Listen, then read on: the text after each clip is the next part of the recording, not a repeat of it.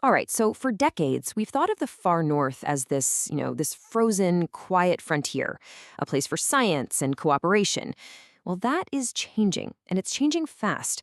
What we're going to look at today is how a remote patch of ice in Greenland suddenly became the flashpoint in a new great power rivalry, one that is pushing one of the West's oldest alliances to its absolute limit. Just read that again. This is a truly shocking statement.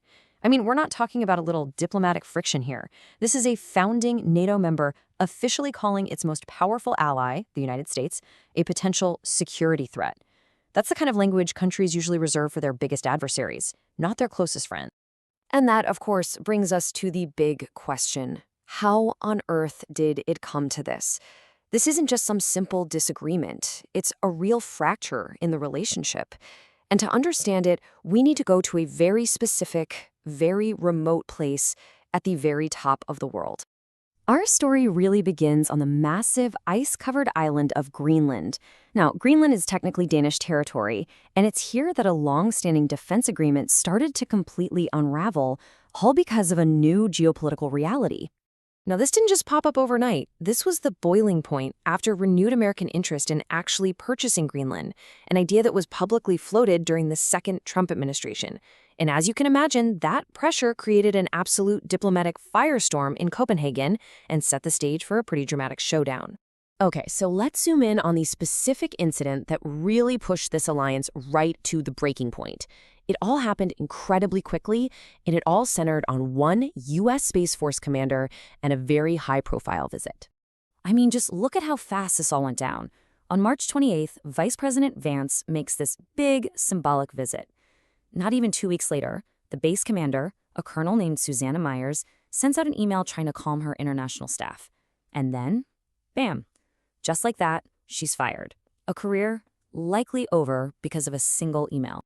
And this quote, this really gets to the heart of the whole problem. On the ground, you've got this career military officer, and she's just trying to hold her team together, a team made up of Americans, Danes, Canadians, and Greenlanders. But her message of unity, of partnership, was seen back in Washington as an act of defiance of undermining policy. It's just a really powerful, personal look into a much, much bigger geopolitical game. So you have to be asking, why? Why is this one super remote base so important that it could spark an international incident like this? Well, to get that, you really have to appreciate the geography and the technology that's at play here. So let's start with the location. Pituffik Space Base is over 1,200 kilometers, that's about 750 miles north of the Arctic Circle. It is by far the United States' northernmost military installation. We're talking about a lonely, frozen outpost at the very edge of the world. And this right here is its main job. Pituffik is a supercritical part of the Ballistic Missile Early Warning System, or BMEWS. You can basically think of it as America's tripwire. Its huge radar is staring out over the North Pole 24/7, designed to pick up any missile coming over the top of the world. It gives North America those precious few minutes to react to a nuclear attack. And its mission has only gotten more critical over time. Back in the Cold War, it was all about spotting Soviet bombers. But today, the threat is way more sophisticated. We're talking about advanced intercontinental ballistic missiles and, the really scary part, the new generation of hypersonic weapons that are so fast, they're almost impossible to track. The thing is, the base isn't just a one-trick pony. It wears a lot of hats. It's a key sensor for NORAD, it helps control U.S. satellites, it's the northernmost deep-water port in the entire world, and it has that one-of-a-kind, irreplaceable early warning radar. So you can see losing control over Pituffik would create a massive, terrifying blind spot in North American defense. Okay, so let's zoom out, because this whole fight over one base in Greenland isn't happening in a vacuum. It's actually a symptom of a much bigger global competition that is seriously heating up at the top of the world. For about 30 years after the Cold War ended, the Arctic was kind of seen as this peaceful zone of cooperation. But as the ice melts, that era is definitively over.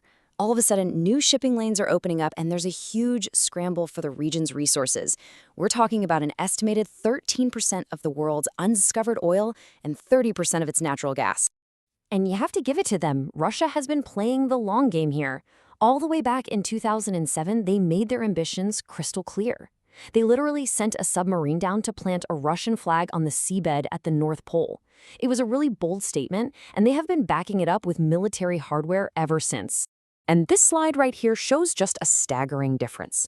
An icebreaker isn't just a boat. It's the key to access and power in the Arctic. It decides who can operate all year, who can project force, and who can tap into those resources. Russia has about 40 of them, a lot of them nuclear-powered. The United States has 2.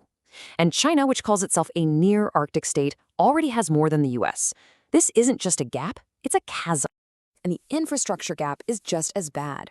Russia has been systematically reopening and upgrading this whole network of old Soviet-era bases and airfields all along its Arctic coastline. It's creating this defensive shield. The US, on the other hand, has one major base north of the circle, Pituffik. Now you can really see why control over that single base is so non-negotiable for Washington. And then, of course, there's China. Even though they have zero Arctic territory, Beijing is pushing really hard to become a major player. They're pouring billions into Russian energy projects, they're building out their Polar Silk Road shipping route, and they are actively trying to buy land and mines across the entire region. They see the melting ice as a massive strategic opportunity, and they are determined to get a seat at the table. So, what does this all mean? Where does this leave us? Well, the friction between the US and Denmark over Greenland isn't just some bilateral argument. It's really a symptom of a fundamental shift in global security. This is the new reality. The idea of the Arctic as this pristine, politics-free wilderness, it's gone. It is now a central theater where the strategic interests of the United States, Russia, and China all smash into each other. This competition is testing old alliances, and believe me, what happens here is going to have ripple effects all across the globe. And that leaves us with this final, really critical question. The fight over Greenland shows how this new competition can put a strain on even the strongest friendships. As the actual physical landscape of the Arctic keeps changing, the real test is going to be whether the geopolitical landscape can hold together or if old trusted alliances are going to crack right along with the ice.